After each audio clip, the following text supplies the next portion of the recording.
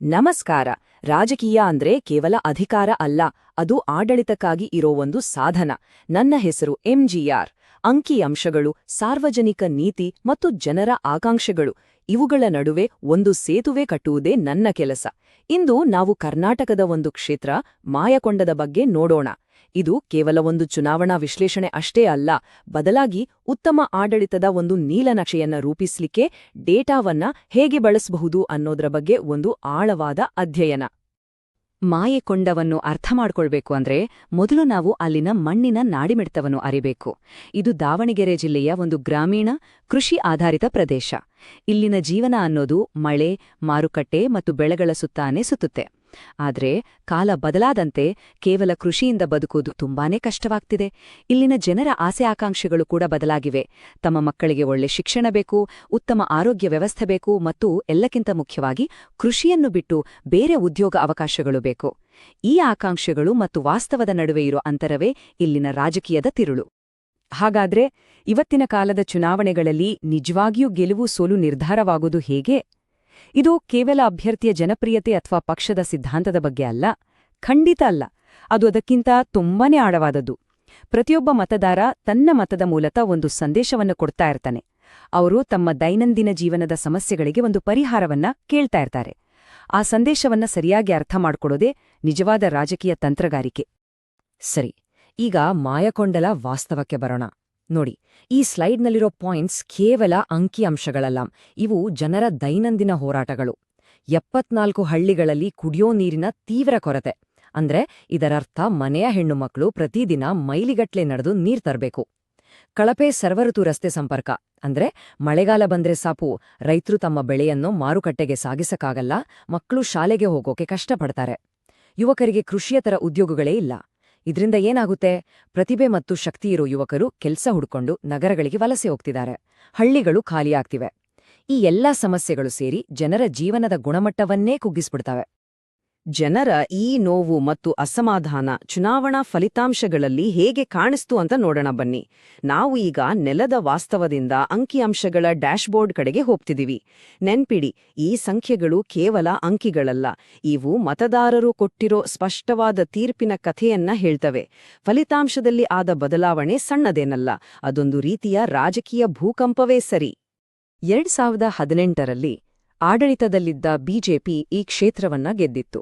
ಆದ್ರೆ ಅವರ ಗೆಲುವಿನ ಅಂತರ ಎಷ್ಟು ಗೊತ್ತಾ? ಕೇವಲ 6458 ಮತಗಳು. ಇದು ಒಂದು ಸಣ್ಣ ಆದ್ರೆ ಸ್ಪಷ್ಟವಾದ ಜನಾದೇಶ ಆಗಿತ್ತು. ಆ ಸಮಯದಲ್ಲಿ ಮತದಾರರು ಅವರಿಗೆ ಒಂದು ಅವಕಾಶವನ್ನ ನೀಡಿದ್ರು.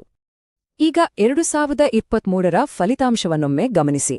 ಕೇವಲ 5 ವರ್ಷಗಳಲ್ಲಿ ಚಿತ್ರಣ ಸಂಪೂರ್ಣವಾಗಿ ಪಲ್ಟಿಯಾಗಿದೆ. ಕಾಂಗ್ರೆಸ್ ಪಕ್ಷ ಬರೋಬ್ಬರಿ 33,300 ಮತಗಳ ಬೃಹತ್ ಅಂತರದಿಂದ ಗೆದ್ದಿದೆ. ಇದು ಕೇವಲ ಒಂದು ಸೋಲಲ್ಲ, ಇದು ಆಡಳಿತ ಪಕ್ಷದ ಸಂಪೂರ್ಣ ತಿರಸ್ಕಾರ. ಅಂದ್ರೆ ಸುಮಾರು 40,000 ಮತಗಳ ಸ್ವಿಂಗ್. ಇದು ಮತದಾರರ ತೀವ್ರ ಅಸಮಾಧಾನವನ್ನ ಎತ್ತಿ ತೋರಿಸುತ್ತೆ. ಈ ಚಾರ್ಟ್ ಕಥೆಯನ್ನ ಇನ್ನಷ್ಟು ಸ್ಪಷ್ಟಪಡಿಸುತ್ತೆ. ಇದರಲ್ಲಿ ಅತಿದೊಡ್ಡ ಆಶ್ಚರ್ಯ ಅಂದ್ರೆ ಬಿಜೆಪಿ 2ನೇ ಸ್ಥಾನಕ್ಕೂ ಬರ್ನಿಲ್ಲ, ಅವರು 3ನೇ ಸ್ಥಾನಕ್ಕೆ ಕುಸಿದುಬಿಟ್ರು. ನೋಡಿ, ಒಬ್ಬ ಪಕ್ಷೇತರ ಅಭ್ಯರ್ಥಿ ಯಾವುದೇ ಪಕ್ಷದ ಬೆಂಬಲ ಇಲ್ಲದೆ ಆಡಳಿತ ಪಕ್ಷಕ್ಕಿಂತ ಹೆಚ್ಚು ಮತಗಳನ್ನು ಪಡೆದಿದ್ದಾರೆ. ಇದರ ಅರ್ಥ ಏನು? ಮತದಾರರು ಕೇವಲ ಬೇರೆ ಪಕ್ಷವನ್ನ ಹುಡುಕುತ್ತಿರಲಿಲ್ಲ, ಅವರು ಹಾಲಿ ವ್ಯವಸ್ಥೆಯನ್ನೇ ಶಿಕ್ಷಿಸಬೇಕು ಅಂತ ನಿರ್ಧರಿಸಿದ್ರು. ಇದು ವ್ಯವಸ್ಥೆಯ ವೈಫಲ್ಯವನ್ನ ತೋರಿಸುತ್ತೆ. ಒಬ್ಬ ರಾಜಕೀಯ ತಂತ್ರಜ್ಞನಾಗಿ ನನ್ನ ಮುಂದಿರುವ ಪ್ರಮುಖ ಪ್ರಶ್ನೆ ಇದು: ಆಡಳಿತಾರೂಢ ಪಕ್ಷದ ಮತ ಹಂಚಿಕೆಯಲ್ಲಿ 11% ಕುಸಿತ ಆಗ್ಲಿಕ್ಕೆ ಮೂಲ ಕಾರಣವಾದರೂ ಏನು? ನಾವು ಈ ಪ್ರಶ್ನೆಗೆ ನಿಖರವಾದ ಉತ್ತರವನ್ನು ಕಂಡುಹಿಡಿಯದೆ ಹೋದ್ರೆ ಭವಿಷ್ಯಕ್ಕಾಗಿ ಯಾವುದೇ ಪರಿಣಾಮಕಾರಿ ಯೋಜನೆಯನ್ನ ರೂಪಿಸಲಿಕ್ಕೆ ಸಾಧ್ಯವೇ ಇಲ್ಲ. ಇದು ಒಬ್ಬರ ಮೇಲೆ ಒಬ್ಬರು ದೂರು ಹೇಳುವ ಸಮಯವಲ್ಲ, ಇದು ರೋಗ ನಿರ್ಣಯ ಮಾಡುವ ಸಮಯ. ಸರಿ, ಈಗ ನಾವು ವಿಶ್ಲೇಷಣೆಯ ಮುಂದಿನ ಹಂತಕ್ಕೆ ಹೋಗೋಣ.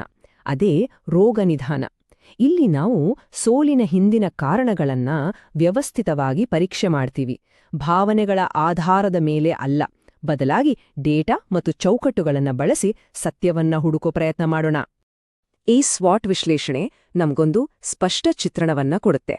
ಬಿಜೆಪಿಗೆ ಬಲವಾದ ಕಾರ್ಯಕರ್ತರ ಜಾಲ ಮತ್ತು ಕೇಂದ್ರ ಸರ್ಕಾರದ ಯೋಜನೆಗಳಂತಹ ಸಾಮರ್ಥ್ಯಗಳಿದ್ವು, ನಿಜ. ಆದ್ರೆ ಅವರ ಅತಿದೊಡ್ಡ ದೌರ್ಬಲ್ಯ ಅಂದ್ರೆ ಪರಿಶಿಷ್ಟ ಜಾತಿ ಅಂದ್ರೆ ಎಸ್ಸಿ ಮತದಾರರ ನೆಲೆಯ ತೀವ್ರ ಸವೆತ. ಮಾಯಕೊಂಡದಂತಹ ಕ್ಷೇತ್ರದಲ್ಲಿ ಎಲ್ಲಿ ಎಸ್ಸಿ ಜನಸಂಖ್ಯೆ ಹೆಚ್ಚಿದೆಯೋ ಅಲ್ಲಿ ಈ ಮತದಾರರನ್ನ ಕಳ್ಕೊಳ್ಳೋದು ಆತ್ಮಹತ್ಯೆಗೆ ಸಮ. ಇಲ್ಲಿ ನಾವೊಂದು ಮುಖ್ಯವಾದ ವಿಷಯ ನೆನ್ಪಿಡ್ಬೇಕು. ಭಾರತದ ಸಂವಿಧಾನ ಪ್ರತಿಯೊಬ್ಬ ನಾಗರಿಕನಿಗೆ ಘನತೆಯಿಂದ ಬದುಕುವ ಹಕ್ಕನ್ನ ನೀಡಿದೆ. ಮತದಾರರನ್ನ ಕೇವಲ ಫಲಾನುಭವಿಗಳಾಗಿ ನೋಡಿ ಅವರ ಮೂಲಭೂತ ಸಮಸ್ಯೆಗಳನ್ನ ನಿರ್ಲಕ್ಷಿಸಿದಾಗ ಅವರ ಘನತೆಗೆ ಧಕ್ಕೆಯಾಗತ್ತೆ ಮತ್ತು ಅವರು ತಮ್ಮ ಅಸಮಾಧಾನವನ್ನ ಮತಪೆಟ್ಟಿಗೆಯ ಮೂಲಕ ವ್ಯಕ್ತಪಡಿಸ್ತಾರೆ. ಈ ಸೋಲಿನ ಹಿಂದಿರುವ ಒಂದು ಪ್ರಮುಖ ಪರಿಕಲ್ಪನೆಯೇ ಕಲ್ಯಾಣ ಆಯಾಸ ಅಥವಾ ವೆಲ್ಫೇರ್ ಫಟೀಗ್. ಇದರ ಅರ್ಥ ಏನಪ್ಪಾ ಅಂದ್ರೆ, ಜನರಿಗೆ ಉಚಿತ ಅಕ್ಕಿ ಅಥವಾ ಸಣ್ಣಪುಟ್ಟ ಸಬ್ಸಿಡಿಗಳು ಸಿಕ್ಕರೂ ಕೂಡ ಅವರ ಜೀವನದ ಗುಣಮಟ್ಟದಲ್ಲಿ ಅಂದ್ರೆ ಉದ್ಯೋಗ, ಶಿಕ್ಷಣ ಅಥವಾ ಆರೋಗ್ಯದಲ್ಲಿ ಯಾವುದೇ ಸುಧಾರಣೆ ಕಾಣದಿದ್ದಾಗ ಅವರಿಗೆ ಆ ಕಲ್ಯಾಣ ಯೋಜನೆಗಳ ಮೇಲೆ ಒಂದು ರೀತಿ ಆಯಾಸ ಬಂದ್ಬಿಡುತ್ತೆ. ಸಬ್ಸಿಡಿಗಳು ತಾತ್ಕಾಲಿಕ ಪರಿಹಾರ ಕೊಡಬಹುದು ನಿಜ, ಆದ್ರೆ ಅವು ದೀರ್ಘಕಾಲೀನ ಅಭಿವೃದ್ಧಿಗೆ ಪರ್ಯಾಯ ಆಗೋಕೆ ಸಾಧ್ಯವೇ ಇಲ್ಲ. ಜನರು ಕೇವಲ ಫಲಾನುಭವಿಗಳಾಗಿರಲು ಬಯಸುವುದಿಲ್ಲ, ಅವರು ಅವಕಾಶಗಳನ್ನ ಬಯಸುತ್ತಾರೆ. ಹಾಗಾಗಿ ಮಾಯಕೊಂಡದ ಸೋಲನ್ನ ನಾವು ಈ 3 ಬಿಕ್ಕಟ್ಟುಗಳಾಗಿ ವಿಂಗಡಿಸಬಹುದು ಮತ್ತು ಇವು ಒಂದಕ್ಕೊಂದು ಸಂಬಂಧ ಹೊಂದಿವೆ. ಮೊದಲನೇದಾಗಿ ಕಲ್ಯಾಣ ಆಯಾಸ, ಸರ್ಕಾರದ ಯೋಜನೆಗಳು ಉದ್ಯೋಗಗಳನ್ನ ಸೃಷ್ಟಿಸಲಿಲ್ಲ. ಎರಡನೇದಾಗಿ ಅಭಿವೃದ್ಧಿ ಅಂತರ, ರಸ್ತೆ ಮತ್ತು ನೀರಿನಂತಹ ಮೂಲಭೂತ ಸೌಕರ್ಯಗಳ ತೀವ್ರ ಕೊರತೆ. ಮತ್ತು ಮೂರನೆಯದಾಗಿ ಉದ್ಯೋಗ ಬಿಕ್ಕಟ್ಟು, ಯುವಕರಿಗೆ ಸ್ಥಳೀಯವಾಗಿ ಯಾವುದೇ ಕೈಗಾರಿಕೆ ಅಥವಾ ಉದ್ಯೋಗಾವಕಾಶಗಳಿಲ್ಲದಿರುವುದು. ಈ ಮೂರೂ ಸೇರ್ಕೊಂಡು ಒಂದು ವಿಷವರ್ತುಲವನ್ನೇ ಸೃಷ್ಟಿಸಿ ಮತದಾರರಲ್ಲಿ ಹತಾಶೆಯನ್ನೇ ಹೆಚ್ಚಿಸಿದವು. ನಾವು ಸಮಸ್ಯೆಯನ್ನು ಆಳವಾಗಿ ವಿಶ್ಲೇಷಣೆ ಮಾಡಿದೀವಿ. ಈಗ ಪರಿಹಾರದ ಕಡೆಗೆ ಗಮನ ಕೊಡೋಣ. ವರದಿಯಲ್ಲಿ ಪ್ರಸ್ತಾಪಿಸಿರುವ ಡೇಟಾ ಆಧಾರಿತ ಸ್ಪಷ್ಟವಾದ ಪರಿಹಾರಗಳ ನೀಲನಕ್ಷೆ ಇದು. ನೋಡಿ, ಉತ್ತಮ ಆಡಳಿತದ ನೀಲನಕ್ಷೆ ಅಂದ್ರೆ ಕೇವಲ ಭರವಸೆಗಳ ಪಟ್ಟಿಯಲ್ಲ, ಅದು ನಂಬಿಕೆಯನ್ನ ಪುನರ್ನಿರ್ಮಿಸಲು ಮತ್ತು ಸ್ಪಷ್ಟ ಫಲಿತಾಂಶಗಳನ್ನ ನೀಡಲು ರೂಪಿಸಿದ ಒಂದು ನಿಖರವಾದ ಇಂಜಿನಿಯರಿಂಗ್ ಯೋಜನೆ. ಈ ನೀಲನಕ್ಷೆ 3 ಪ್ರಮುಖ ಯೋಜನೆಗಳನ್ನು ಶಿಫಾರಸು ಮಾಡುತ್ತೆ. ಪ್ರತಿಯೊಂದು ಯೋಜನೆಯೂ ನಾವು ಮೊದಲು ಗುರುತಿಸಿದ ಒಂದೊಂದು ಪ್ರಾಬ್ಲಮ್ಗೆ ನೇರವಾದ ಪರಿಹಾರ. 120 ಕೋಟಿ ರೂಪಾಯಿಗಳ ಸರ್ವಋತು ರಸ್ತೆ, ಇದು ರೈತರಿಗೆ ಮಾರುಕಟ್ಟೆ ಸಂಪರ್ಕವನ್ನ ಕೊಡುತ್ತೆ.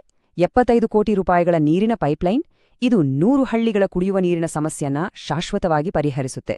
50 ಕೋಟಿ ರೂಪಾಯಿಗಳ ಕೌಶಲ್ಯ ಮತ್ತು ಕೃಷಿ ತಂತ್ರಜ್ಞಾನ ಕೇಂದ್ರ, ಇದು ಯುವಕರಿಗೆ ಸ್ಥಳೀಯವಾಗಿಯೇ ಉದ್ಯೋಗಕ್ಕೆ ಬೇಕಾದ ತರಬೇತಿಯನ್ನ ನೀಡುತ್ತೆ.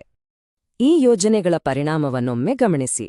ಕೇವಲ ಒಂದು ಯೋಜನೆ ಅಂದ್ರೆ ಸರ್ವಋತು ರಸ್ತೆ ನಿರ್ಮಾಣದಿಂದಲೇ ಸುಮಾರು 500 ಖಾಯಂ ಉದ್ಯೋಗಗಳು ಸೃಷ್ಟಿಯಾಗುತ್ತವೆ ಅಂತ ಅಂದಾಜಿಸಲಾಗಿದೆ.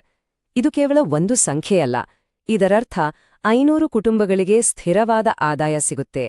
ಇದು ಸ್ಥಳೀಯ ಆರ್ಥಿಕತೆಗೆ ಒಂದು ದೊಡ್ಡ ಚಾಲನೆಯನ್ನು ಕೊಡುತ್ತೆ. ಇದನ್ನೇ ನಾವು ಆಡಳಿತದ ಮೇಲಿನ ಹೂಡಿಕೆಯ ಪ್ರತಿಫಲ ಅಥವಾ ಗವರ್ನೆನ್ಸ್ ROI ಅಂತ ಕರೆಯೋದು. ಅತ್ಯುತ್ತಮ ಯೋಜನೆಗಳನ್ನ ಹೊಂದುವುದು ಮೊದಲನೇ ಹೆಜ್ಜೆ ಮಾತ್ರ. ಆ ಯೋಜನೆಗಳನ್ನ ಜನರ ಬಳಿಗೆ ಕೊಂಡೊಯ್ಯಲು ಸರಿಯಾದ ಸಂವಹನ ತಂತ್ರ ಬೇಕೇ ಬೇಕು. ರಾಜಕೀಯ ಸಂಭಾಷಣೆಯ ದಿಕ್ಕನ್ನೇ ಬದಲಾಯಿಸಬೇಕಾಗತ್ತೆ. ನಾವು ಚರ್ಚಿಸುವ ವಿಷಯಗಳನ್ನ ಬದಲಾಯಿಸಬೇಕು, ಬಳಸುವ ಭಾಷೆಯನ್ನ ಬದಲಾಯಿಸಬೇಕು. ಈ ಸ್ಲೈಡ್ ಆ ಬದಲಾವಣೆಯನ್ನು ಸ್ಪಷ್ಟವಾಗಿ ತೋರಿಸುತ್ತೆ. ವರದಿಯು ವಿಭಾಜಕ ಮತ್ತು ರಾಷ್ಟ್ರೀಯ ಮಟ್ಟದ ವಿಷಯಗಳನ್ನ ಬದಿಗಿಟ್ಟು ಜನರ ದೈನಂದಿನ ಜೀವನಕ್ಕೆ ಸಂಬಂಧಪಟ್ಟ ವಿಷಯಗಳ ಬಗ್ಗೆ ಮಾತಾಡಿ ಅಂತ ಹೇಳುತ್ತೆ. ಅಂದ್ರೆ ಪೈಪ್ಗಳು ಮತ್ತು ಪಾದಚಾರಿ ಮಾರ್ಗಗಳು ಬಗ್ಗೆ ಮಾತಾಡಿ, ಅಂದ್ರೆ ನೀರು ಮತ್ತು ರಸ್ತೆಗಳ ಬಗ್ಗೆ, ಸ್ಥಳೀಯ ಉದ್ಯೋಗ ಮತ್ತು ಆರ್ಥಿಕತೆಯ ಬಗ್ಗೆ ಗಮನಹರಿಸಿ. ಈ ಸಂವಹನ ಜವಾಬ್ದಾರಿಯುತವಾಗಿರಬೇಕು. ವೈಯಕ್ತಿಕ ದಾಳಿಗಳ ಬದಲು ವಿಷಯ ಆಧಾರಿತ ಚರ್ಚೆ ನಡೆಸಬೇಕು. ಇತ್ತೀಚಿನ digital personal data protection act ಅಂದ್ರೆ DPDP ಕಾಯ್ದೆಯ ಪ್ರಕಾರ ಜನರ ವೈಯಕ್ತಿಕ ಮಾಹಿತಿಯನ್ನ ಅವರು ಒಪ್ಪಿಗೆಯಿಲ್ಲದೆ ಬಳಸೋದು ತಪ್ಪು. ರಾಜಕೀಯ ಸಂವಹನದಲ್ಲೂ ಈ ಗೌಪ್ಯತೆ ಮತ್ತು ಘನತೆಯನ್ನ ಕಾಪಾಡಿಕೊಳ್ಳುವುದು ಅತ್ಯಗತ್ಯ. ಮತ್ತು ಈಗ ವರದಿಯ ಅತ್ಯಂತ ಕಠಿಣವಾದ ಆದರೆ ಅಷ್ಟೇ ಪ್ರಮುಖವಾದ ಶಿಫಾರಸ್ಸು: ಅಭ್ಯರ್ಥಿಯನ್ನು ಬದಲಾಯಿಸಿ. ಡೇಟಾ ಆಧಾರಿತ ತಂತ್ರಗಾರಿಕೆಯು ಕೆಲವೊಮ್ಮೆ ಇಂತಹ ನಿರ್ದಾಕ್ಷಿಣ್ಯವಾದ ಸತ್ಯಗಳನ್ನ ನಮ್ಮ ಮುಂದಿಡುತ್ತೆ. ಜನರ ದೃಷ್ಟಿಯಲ್ಲಿ ಹಾಲಿ ಶಾಸಕರು ಪರಿಹಾರದ ಭಾಗವಾಗಿರ್ಲಿಲ್ಲ, ಬದಲಾಗಿ ಸಮಸ್ಯೆಯ ಭಾಗವಾಗಿದ್ರು. ಅಂತಹ ಸಂದರ್ಭದಲ್ಲಿ ಪಕ್ಷದ ಹಿತದೃಷ್ಟಿಯಿಂದ ಮತ್ತು ಕ್ಷೇತ್ರದ ಒಳಿತಿಗಾಗಿ ಕಠಿಣ ನಿರ್ಧಾರಗಳನ್ನ ತೆಗೆದುಕೊಳ್ಳುವುದು ಅನಿವಾರ್ಯ ಆಗುತ್ತೆ. ಇದು ವ್ಯಕ್ತಿಗಿಂತ ವ್ಯವಸ್ಥೆಗೆ ಹೆಚ್ಚು ಪ್ರಾಮುಖ್ಯತೆ ಕೊಡಬೇಕು ಅನ್ನೋದನ್ನ ತೋರಿಸುತ್ತೆ.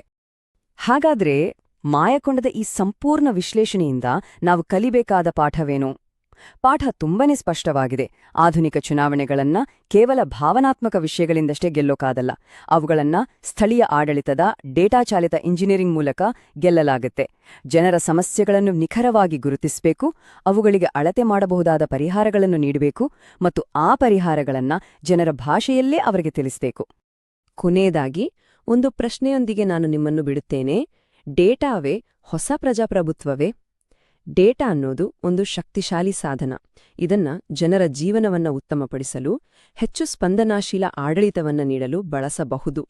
ಆದರೆ ಅದರ ಹಿಂದಿನ ಉದ್ದೇಶ ಸರಿಯಾಗಿರಬೇಕು. ಉದ್ದೇಶ ಕೇವಲ ಚುನಾವಣೆ ಗೆಲ್ಲೋದಾಗಿರಬಾರದು, ಜನರ ಜೀವನವನ್ನ ಗೆಲ್ಲೋದಾಗಿರಬೇಕು.